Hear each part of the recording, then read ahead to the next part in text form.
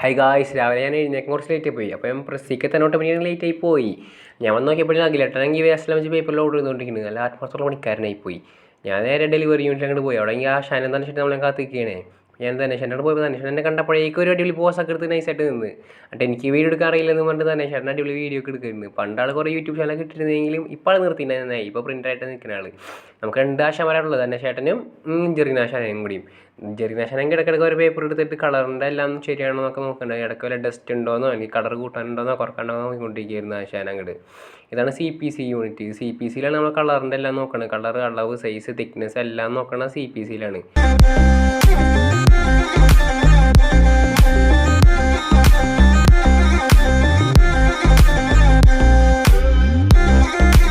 ധനേഷൻ്റെ video അടിയിൽ പാട്ടാക്കി എടുത്തിട്ട് ഞാൻ നേരെ ഇങ്കെല്ലാം കൊണ്ട് ചെക്ക് ചെയ്തിട്ട് നേരെ അങ്ങോട്ട് ഫീഡിങ് യൂണിറ്റ് അങ്ങോട്ട് പോയി. ഫീഡിങ് യൂണിറ്റിൽ അഖിലേട്ടൻ എനിക്ക് ഉറുമ്പിനെ പിടിക്കണമല്ല പേപ്പർ പിടിച്ചു കൊടുക്കുന്നത്. കാരണം ഡബിൾ കണ്ടിരിക്കാൻ വേണ്ടിയാ.